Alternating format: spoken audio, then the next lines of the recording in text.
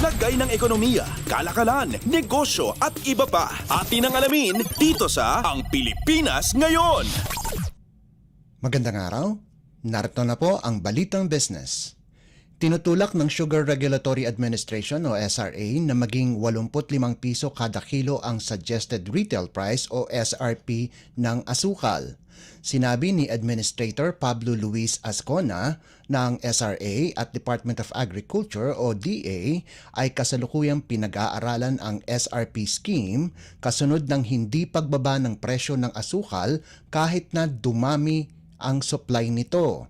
Ayon kay Ascona, tinutulak nila ang 85 pesos na SRP, subalit papaano ito maipapatupad? Dagdag ni Ascona na dapat ang mga ahensya ng gobyerno ang dapat magpatupad ng SRP sa presyo ng asukal.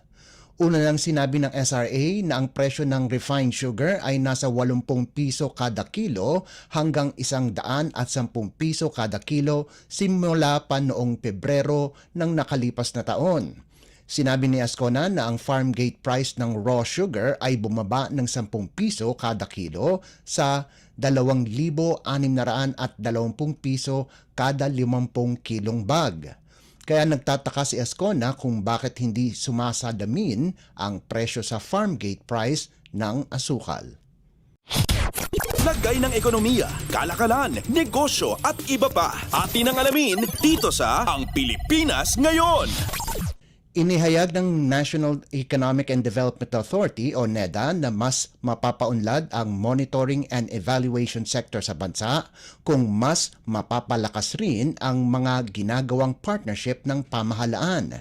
Ito ang naging mensahe ni NEDA Secretary Arsenio Balisacan sa ginanap na 10th MNE Network Forum na dinaluhan ng mga monitoring and evaluation practitioner sa pribado at pampublikong sektor at academe.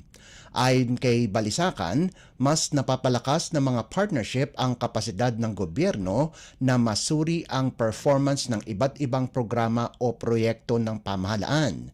Inaasahan rin ng kalihim na may mga panibagong hamon at isyu na mararanasan ang bansa na mangangailangan ng bagong solusyon, kaya naman mas magiging mahalagaan niya ang mga partnership ng pamahalaan sa pribadong sektor.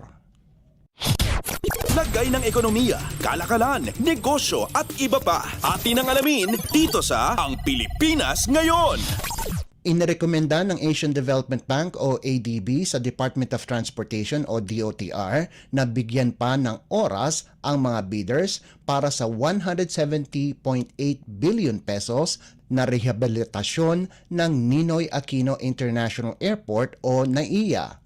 Ayon sa ADB, ito ay upang mabigyan pa ng oras ang mga bidders na ihanda ang kanilang offer na magriresulta ng mas magandang proyekto.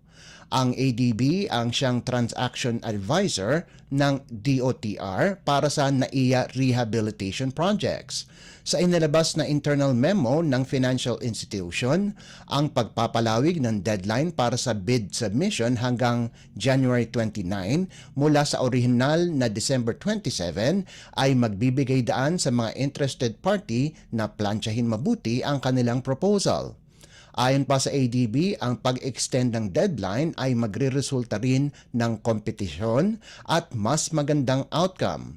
Sa ngayon, nagpapaalala na ang DOTR sa mga bidders na isumite ang kanilang bids sa nakatakdang deadline ngayong Disyembre dahil anila kailangan ng mai-award ang proyekto sa unang quarter ng 2024 base na rin sa kanilang itinakdang timeline. Lagay ng ekonomiya, kalakalan, negosyo at iba pa. Atin ang alamin dito sa Ang Pilipinas Ngayon.